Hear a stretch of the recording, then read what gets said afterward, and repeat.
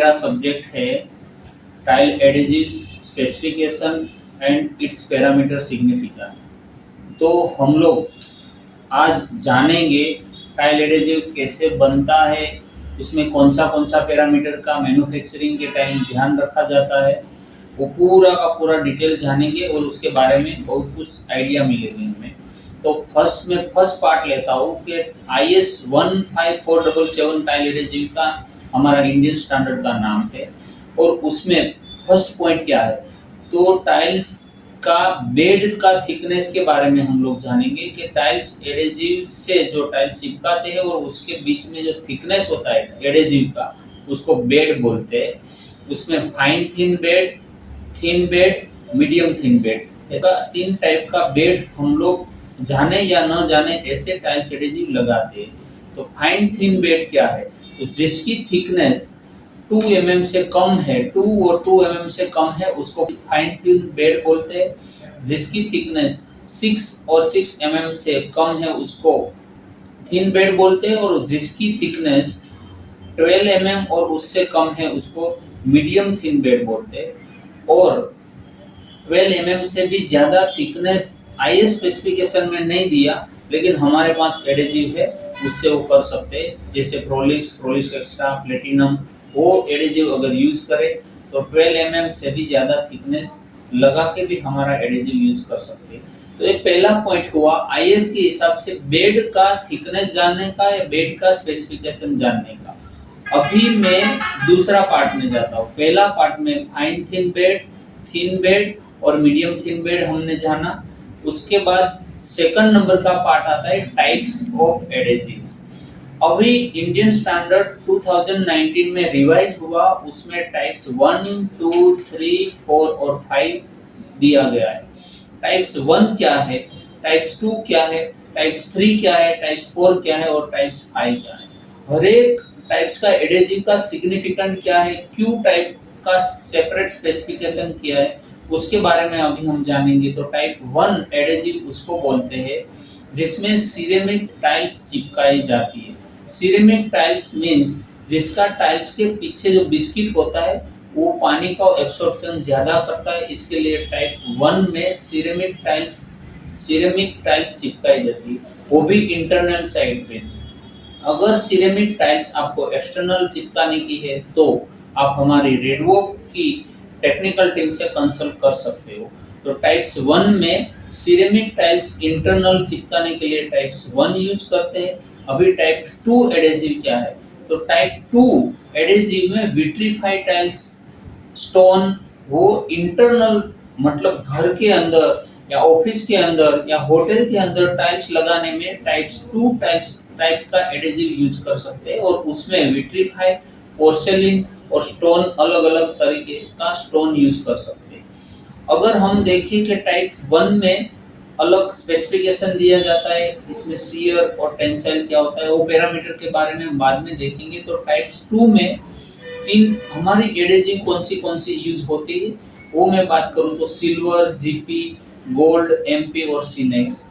ये टाइप्स 2 में vitrified 2x2 का भी टाइप 2 से लगा सकते हैं। डोर विंडो इंटरनल अगर लगाने का है तो वो भी टाइप 2 एडेसिव से लगा सकते हैं। अभी हम लोग जानेंगे टाइप 3 क्या है।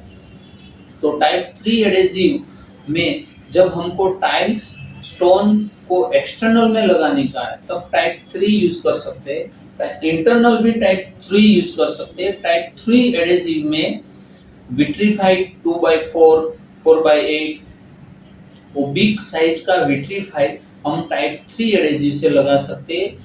और बिग साइज का जब हम विट्रीफाई यूज करते हैं, लगाने के लिए एडेसिव यूज करते हैं, तब डिफॉर्मेबिलिटी भी चेक की जाती है। तो टाइप 3 में खास करके डिफॉर्मेबिलिटी भी इम्पोर्टेंट होती है।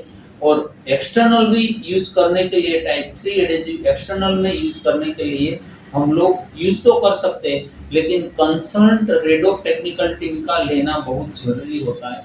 अभी मैं बोलूँ टाइप 4, तो टाइप 4 कहाँ यूज कर सकते हैं? टाइप 4 एडेसिव, टाइप 4 टाइप का एडेसिव कहाँ यूज कर सकते हैं? तो एक्सटर्नल में RCC surface, plaster surface, cement seat, silicate seat, ऐसा डिफरेंट टाइप्स का जो सबस्ट्रेट रहता है तब टाइप 4 टाइप का एडेसिव यूज कर सकते हैं। इंटरनल में अगर देखें हम लोग तो टाइप 4 में कितना भी साइज का स्टोन है, कितना भी साइज का टाइल्स है, वो टाइप 4 का सिमेंटेनियस टाइल एडेसिव से लगा सकते हैं। अगर टाइप 4 को हमें एक्सटर्नल में यूज करना है तो टेक्निकल टीम का कंसल्ट लेना जरूरी है, क्योंकि एक्सपेंशन कॉन्ट्रैक्शन से डिफॉर्म या क्रैक्स होने का चांस रहता है, डिबाउंडिंग होने का भी चांस रहता है अगर उसका हमने एक्सपेंशन कॉन्ट्रैक्शन प्रॉपर चेक नहीं किया तो अगर एक्सटर्नल में टाइप 4 लगाने का तो कंसल्ट करें हमारी टीम से। अभी हम एज पर आईएस हमने बेड देख लिया, टाइप 1 2 3 4 देख लिया, अभी टाइप 5 क्या है? तो टाइप 5 ये है कि रेजिन रिएक्टिव टाइल एडेसिव है। अभी जो टाइप 1 2 3 4 था वो सीमेंटेनियस बेस टाइल एडेसिव था, लेकिन टाइप 5 है वो रेजिन रिएक्टिव एडेसिव कंसीडर किया जाता है।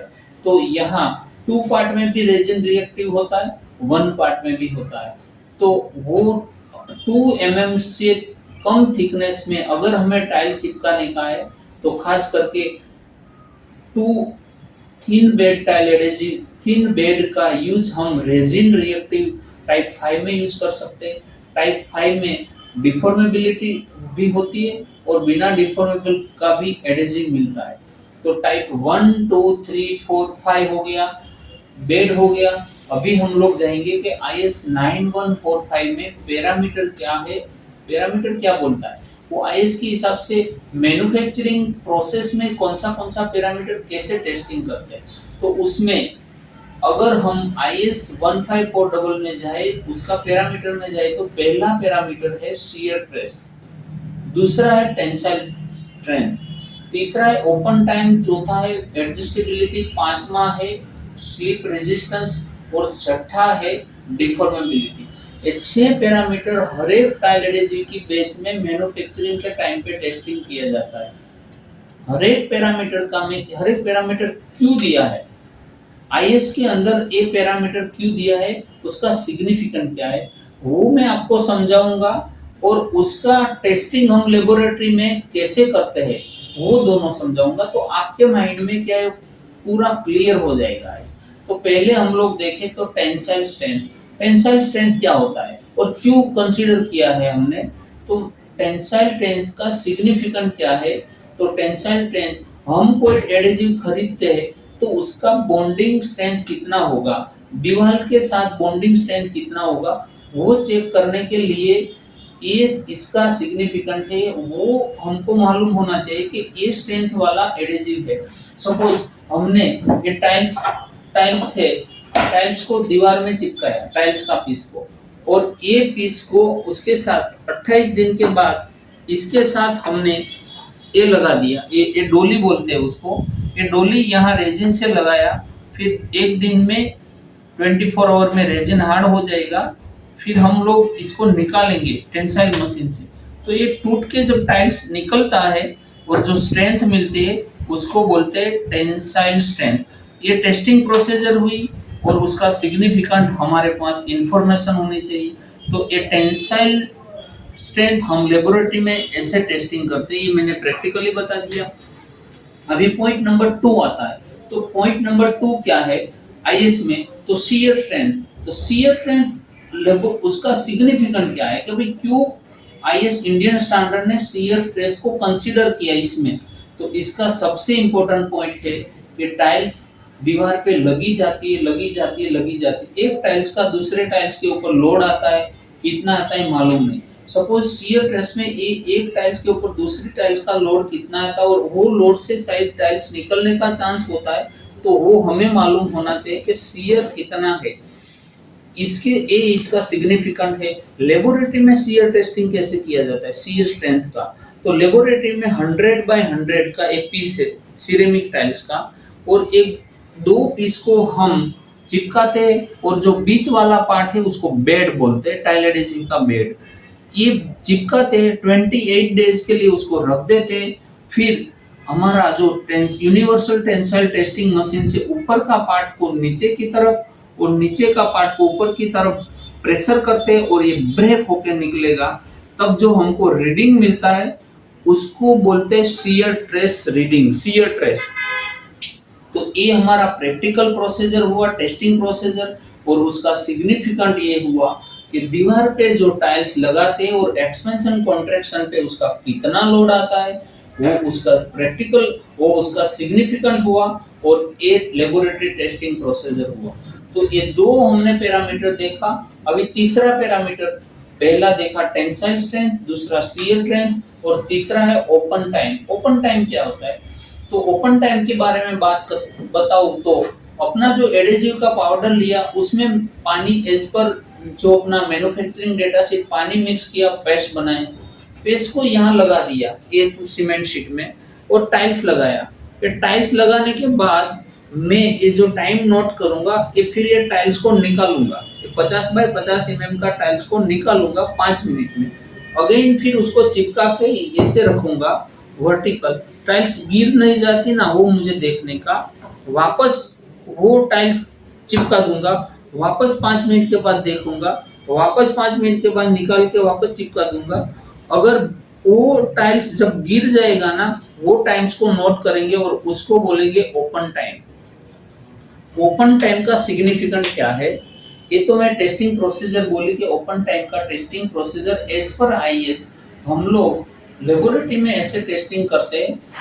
और उसका सिग्निफिकेंट क्या है? जब एप्लीकेटर टाइल्स एडेसिव का यूज करते हैं तो 20 मिनट 25 मिनट तक टाइल एडेसिव का यूज कर लेना चाहिए, वो उसका सिग्निफिकेंट है। क्योंकि ओपन टाइम से ही हमें मालूम पड़ेगा कि ये टाइल एडेसिव कितना टाइम तक हम यूज कर सकते हैं।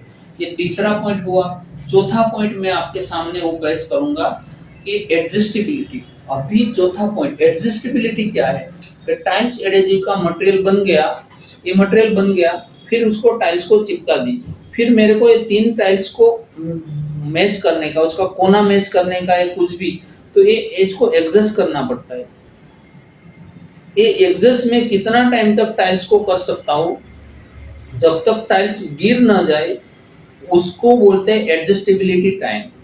तो ये एडजस्टेबिलिटी टाइम का टेस्टिंग प्रोसीजर हुआ एज पर आईएस। उसमें 50 mm का पीस लेना पड़ता है और 50 mm का पीस लेके उसको सीमेंट शीट पे टाइल्स एडेसिव लगा के घुमा के 90 डिग्री एंगल पे हर 5 मिनट में घुमा घुमा के देखने का। जब पीस नीचे गिर जाएगा वर्टिकल कंडीशन में, उसको एडजस्टेबिलिटी टाइम बोलते हैं। ये एडजस्टेबिलिटी टाइम का सिग्निफिकेंट यही है, ये पैरामीटर का। एप्लीकेटर को मालूम पड़ेगा, लगाने वाले लोग को मालूम पड़ेगा कि ये ज्यादा टाइम तक चलता है, ये कम टाइम तक चलता है, इसके लिए वो प्लानिंग कर सकता है क्योंकि मटेरियल फेल ना हो जाए। अभी चौथा पॉइंट हुआ। अभी मैं 5वां पॉइंट पे बोलूंगा कि 5वां पॉइंट कौन सा है। तो 5वां पॉइंट हमारा है slip resistance. As per IS 919477 में 5वां पॉइंट है स्लिप रेजिस्टेंस। स्लिप रेजिस्टेंस में क्या होता है? तो स्लिप रेजिस्टेंस में हम लोग क्या करते हैं? स्लिप रेजिस्टेंस पहले तो क्यू है, उसका सिग्निफिकेंट क्या है, प्रैक्टिकल सिग्निफिकेंट क्या है? क्यू आईएस में ये पैरामीटर को कंसीडर किया, तो उसमें हमने टाइल्स चिपका दिया और कुछ टाइम के बाद टाइल्स नीचे अपने आप गिर जाएगा, हमें मालूम नहीं है, नीचे स्लिप हो जाएगा तो हमें मालूम नहीं है। इसके लिए ये स्लिप नहीं होना चाहिए क्योंकि वो तो पूरा काम का वो हो जाएगा। इसके लिए स्लिप नहीं होना चाहिए, इसके लिए एंटी स्लिप रेजिस्टेंस कंसीडर किया जाता है। उसमें 100 mm का टाइल्स होता है, उसको यहाँ चिपकाया जाता है और एक मार्किंग किया जाता है। मार्किंग किया जाता है और मार्किंग करने के बाद 15-20 मिनट के बाद देखने का कि टाइल्स अपने आप ऐसा स्लिप नहीं हो गया ना। अगर वो स्लिप नहीं हुआ तो उसको बोलते हैं एंटी स्लिप रेजिस्टेंस। और जब हमारा सब टाइल एडेसिव में टाइल्स स्लिप नहीं होता, इसके लिए हमारा एंटी स्लिप टाइल एडेसिव है, हम लोग टेस्ट करते हैं, वो हमारा रिजल्ट इसके हिसाब से आता है। एक वो 5 नंबर का पॉइंट हुआ। अभी 6ठा नंबर का पॉइंट क्या है? तो डिफॉर्मेबिलिटी। डिफॉर्मेबिलिटी मतलब डिफॉर्म होना। तो डिफॉर्मेबिलिटी का सिग्निफिकेंट क्या है? कि भाई प्रैक्टिक डिफॉर्मेबिलिटी टाइल एडेजिव में क्यों कंसीडर किया है।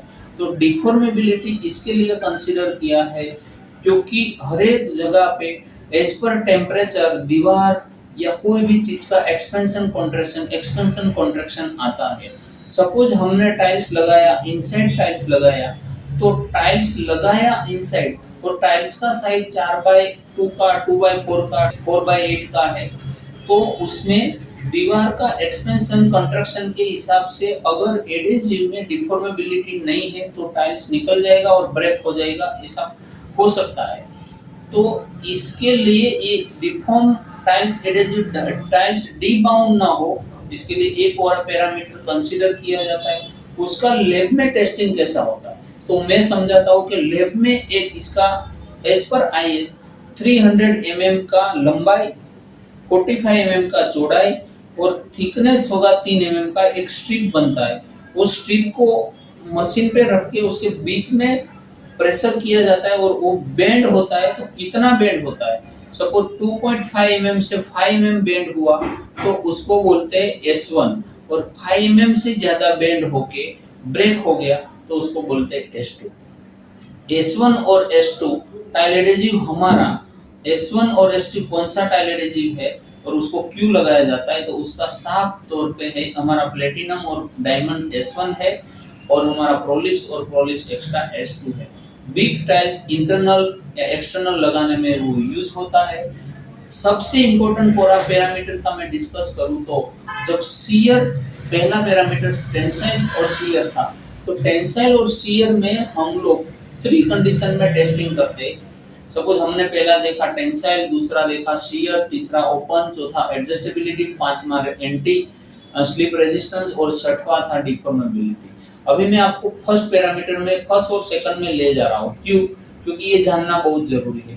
फर्स्ट क्या था, टेंसाइल था और शियर था। तो टेंसाइल और शियर में 3 कंडीशन, सब कैटेगरी में 3 कंडीशन आती है। इसमें ड्राई कंडीशन, वेट कंडीशन और हीट एजिंग कंडीशन। तो ड्राई कंडीशन क्या है, वेट कंडीशन क्या है, हीट एजिंग कंडीशन क्या है, वो जानना हमें बहुत जरूरी है। ड्राई कंडीशन ये है कि आप टाइल एडेसिव को कोई भी जगह पे लगा दो, इंटरनल और एक्सटर्नल, जहां पानी का कांटेक्ट, डायरेक्ट कांटेक्ट नहीं है, उसको बोलते हैं ड्राई कंडीशन। और उसका प्रैक्टिकल एग्जांपल देखें तो किचन में टाइल लगाने का, बाथरूम में दीवार पे टाइल्स लगाने का, होटल में टाइल लगाने का, और रूम पे कोई इधर टाइल्स लगाने का, ये इसका प्रैक्टिकल एक्सपीरियंस है क्योंकि उधर पानी नहीं आता।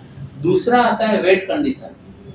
वेट कंडीशन में हम वेट कंडीशन में टेम्परेचर देखें तो वेट कंडीशन में सिग्निफिकेंट वेट कंडीशन का एग्जांपल क्या है, तो स्विमिंग पूल, पानी में टाइल चिपकाने का और कंटिन्यू पानी रहेगा, ऐसा उसका एग्जांपल है। उसको टेस्टिंग कैसे करते हैं, तो हम लोग 7 डेज तक पीस चिपका के आफ्टर 7 डेज से 28 दिन तक वो पीस को पानी में रख देते हैं और पानी में से फिर 28 दिन के बाद निकाल के ब्रेक करते हैं, जिसको वेट कंडीशन बोलता है। और वेट कंडीशन का एग्जांपल है स्विमिंग पूल।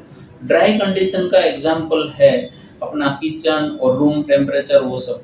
अभी आएगा हीट एजिंग कंडीशन क्या है, थर्ड कंडीशन आता है हीट एजिंग कंडीशन क्या है। तो हीट एजिंग कंडीशन ये है कि टाइल्स को कंटिन्यू हम 100 डिग्री टेम्परेचर पे रखेंगे तो क्या होगा, 100 डिग्री टेम्परेचर पे रखेंगे तो क्या होगा। तो सपोज 100 डिग्री टेम्परेचर पे टाइल्स को रखने के लिए ऐसा प्रैक्टिकल एक्सपीरियंस क्या, प्रैक्टिकल एग्जांपल क्या है, तो कोई भी रूम का टेम्परेचर हो सकता है, हीटर रखा है तो रूम का टेम्परेचर 100 डिग्री टेम्परेचर रहेगा। फिर कोई फर्नेस पास में हो तो दीवार का टेम्परेचर 100 डिग्री रहेगा, तो उसको बोलते हैं heat ageing condition. Heat ageing condition में इस सिंपल पीस को ओवन में 100 डिग्री टेम्परेचर पर रख के ब्रेक करते। वेट कंडीशन में इस सिंपल पीस को पानी के अंदर रख के उसको ब्रेक करते हैं। और नॉर्मल कंडीशन जो ड्राई कंडीशन में सिंपल पीस को ऐसे ही रख देते हैं और उसको ब्रेक करते हैं। तो ये सब कैटेगरी हुई टेंसाइल और शियर में। उसके बाद open, adjustability, anti slip resistance और डिफॉर्मेबिलिटी हमने समझ ली। अब मैं आपको ले जाऊंगा कि हम लोग टाइल्स एडेसिव तो बनाते हैं, redwood chemical private limited tiles adhesive तो बनाते हैं, कौन सा टाइल एडेसिव टाइप 1 का है, कौन सा एडेसिव टाइप 2 का है, कौन सा 3 का है, कौन सा 4 का है और कौन सा 5 का है, मैं आपको बताता हूँ। सपोज हमारा टेराटाइल क्लासिक आता है, वो टाइप 1 का एडेसिव है, उधर से सिरेमिक टाइल्स लगा सकते हैं। Type 2 silver, GP, MP, gold और सिनेक्स, 5 टाइप्स का टाइल एडेसिव हमारा है, वो टाइप 2 में यूज कर सकते हैं। और टाइप 3 में डायमंड और प्लेटिनम टाइप 3 में यूज कर सकते हो। और टाइप 3S1 है हमारा, डायमंड और प्लेटिनम हमारा S1 टाइल एडेसिव है।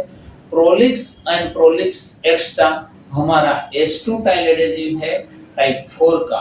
और Flexo plus and Flexo PU ये हमारा टाइप 5 का रिएक्टिव टाइल एडेसिव है। उधर हम लोग सीमेंट के अलावा सपोज हमें टाइल्स को लकड़ी पे चिपकाने का है, टाइल्स को स्टील पे चिपकाने का है, टाइल्स को एल्यूमिनियम सरफेस पे चिपकाने का है, तो ये सब अनइवन सरफेस पे, सीमेंटिनियस सरफेस नहीं है, उधर हमें टाइल्स को चिपकाने का है, तो ये टाइल्स फ्लेक्सो प्लस और Flexo PU tile adhesive use कर सकते हैं।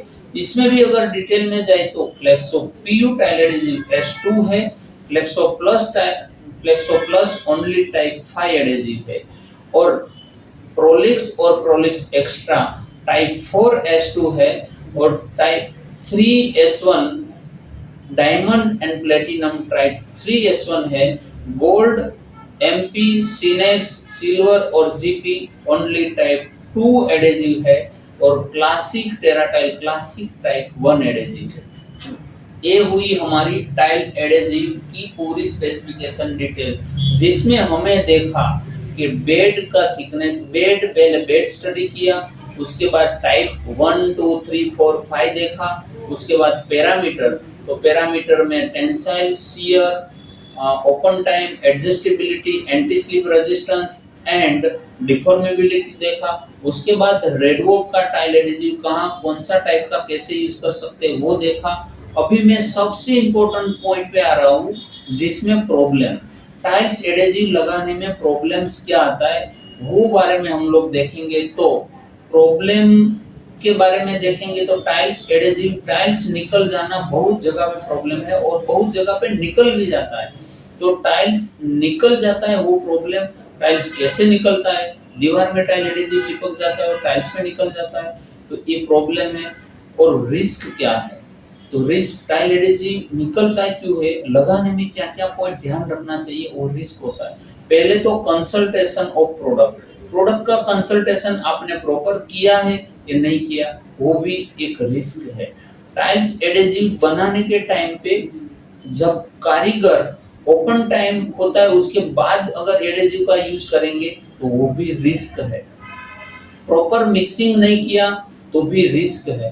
टाइल एडेसिव में स्टील का ट्रॉवेल का यूज नहीं किया तो भी वो रिस्क है। तो मैं पहले तो सबको रिक्वेस्ट करता हूँ अपना एप्लीकेटर भाइयों को कि बिना स्टील का ट्रॉवेल टाइल्स एडेसिव को लगाने का ही नहीं।